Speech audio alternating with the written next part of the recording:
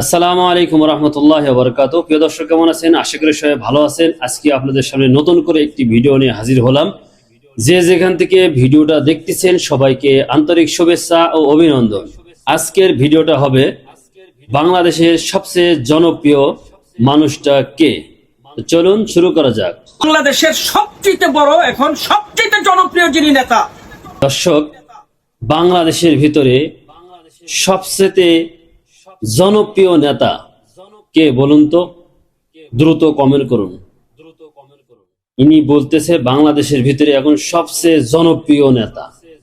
চলুন আমরা আগে শুনি জনপ্রিয় নেতা কে হতে পারে। এর মধ্যে দ্রুত কমেন্ট করে ফেলুন আপনার জানা থাকলে। কত জনপ্রিয় এটা বুঝবেন বাংলাদেশে আসলে।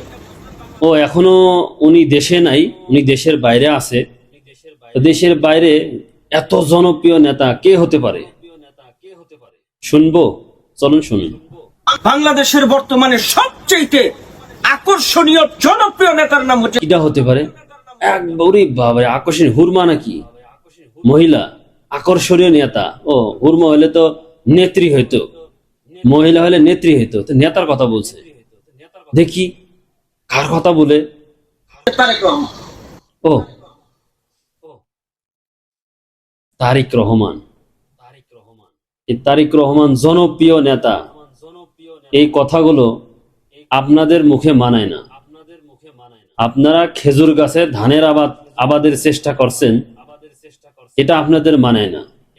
আচ্ছা দর্শক, বলুন তো, আওয়ামী লীগের সময় উলামা লীগ ছিল, সে লোকটা ভালো না, সে আলেম ভালো না। হাসিনার সাথে আওয়ামী লীগের সাথে আলেম থাকলে ভালো হবে না, সে অনেক খারাপ, সে আলেম জঘন্য আলেম।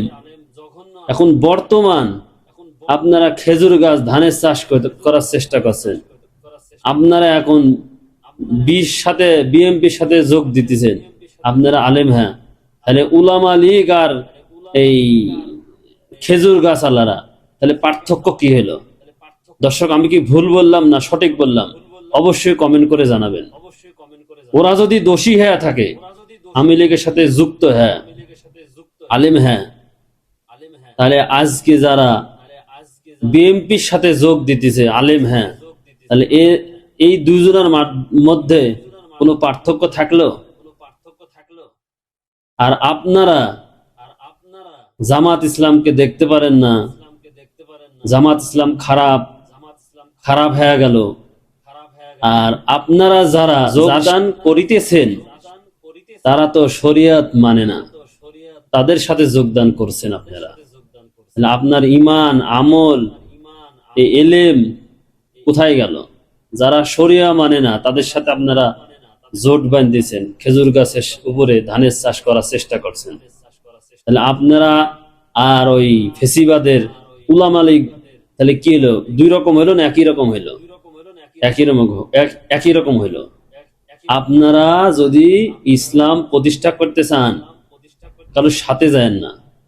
পেদানি কিন্তু খাবেন, উলামা লীগের চাইও বেশি পেদানি খাবেন, ঠিক আছে না? হেফাজতের মতন থাকার চেষ্টা করুন। হেফাজত কারোর হাত ধরে থাকার মতন চেষ্টা করেন না। হেফাজত আপনারা যদি ইসলাম কায়েম করতে চান, অবশ্যই আপনারা নিজস্ব শক্তি দ্বারাই একত্রভাবে আপনারা ইলেকশন করেন, নির্বাচন করেন, কারোর সাথে ঝুলি যায় না। কয়টা টাকার লোভে, সিটের লোভে বিএনপির সাথে যোগ দিয়ে ইমান আমল হারায়েন না উলামা লীগের মতো। দর্শক, আমি কি কথাগুলো খারাপ বললাম না ন্যায্য বললাম? আপনার চরমনার লোক ভালো লাগে না, ইসলামী আন্দোলন ভালো লাগে না, আপনার জামাত ভালো লাগে না, আপনার ভালো লাগে বিএনপি। আস্তাগফিরুল্লাহ, আল্লাহর কাছে কি জবাব দিবেন? আপনি একজন আলেম, হ্যাঁ, নিজের পায়ে না দাঁড়ায় আর একজনের পায়ে দাঁড়াতে চাচ্ছেন, আল্লাহর কাছে কি জবাব দিবেন? আমি একজন ছোট মানুষ, আপনাদের মতো তো জ্ঞানও নাই। ছোট মানুষ, ছোট বুদ্ধি দিলাম, নিজের পায়ে নিজে দাঁড়ান। একত্র ভাবে যদি ইসলাম কায়েম করতে চান, তাহলে নিজের দল নিজেরা গুছায় নির্বাচন করেন। আল্লাহ আপনাদের সাথে থাকবে, জনগণ আপনাদের সাথে থাকবে। তাহলে জামাতের মতন আপনারা মুনাফিক হয়েন না। বুঝতে পেরেছেন? নেক্সট একটু শোনা যাক কি বলে। ঠিক কি না? তুমিও তো আমার মতো মানুষ, আপনার মতো মানুষ। আচ্ছা আপনারা বলেন, এখানে যে আয়োজন, যে বক্তব্য, কারো বিরুদ্ধে জোরে বলবেন, কারো বিরুদ্ধে কোনো কথা আছে?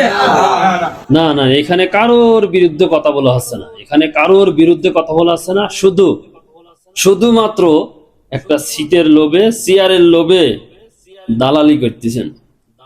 একজন ভালো আলেম, হ্যাঁ আলেম নামধারী, হ্যাঁ দালালি করছেন, কারোর নামে বদনাম করছেন না, এটা ঠিক।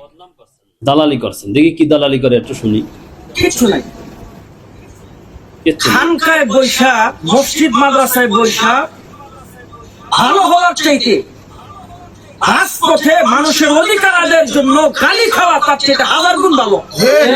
আস্তাগফিরুল্লাহ, নাউজুবিল্লাহ বলে কি দেখছেন, শুনছেন কি বলে? এরকম একজন আলেম, হ্যাঁ দুটারই দরকার।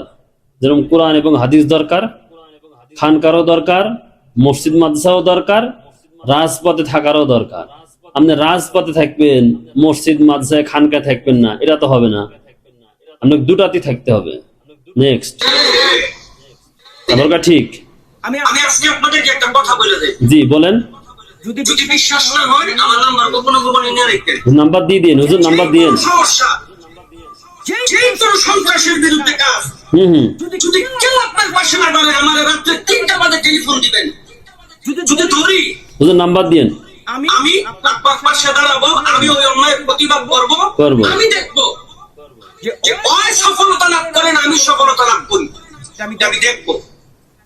এই জন্য জমিয়ত উলামা ইসলাম বাংলাদেশ এই আহ্বান জানায়, অন্যায়ের বিপক্ষে রুখে দাঁড়াবার জমিয়ত উলামা ইসলাম বাংলাদেশ গড়ে তোলে। ঠিক কিনা? চিল্লায়া কান ঠিক কিনা? আপনারা পারবেন, সমস্যা নাই। এখন আপনি ঐক্য জোট বাঁধছেন না শক্তির জন্য, আপনি সফলতা কাম করবেন, সমস্যা নাই।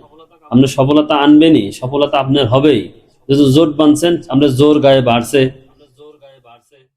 দর্শক, আজকের এই ভিডিওটা যদি আপনাদের কাছে ভালো লাগে অথবা ভালো না লাগে, দুটোই কমেন্ট বক্সে জানাবেন। দ্রুত ভিডিওটা শেয়ার করে দিবেন। নতুন হলে অবশ্যই চ্যানেলটি সাবস্ক্রাইব করে দিবেন। আজকের মতন এ পর্যন্ত। আল্লাহ আপনাকে, আমাকে, সবাইকে ভালো রাখুক, সুস্থ রাখুক। আসসালামু আলাইকুম ওয়া রাহমাতুল্লাহি ওয়া বারাকাতুহু।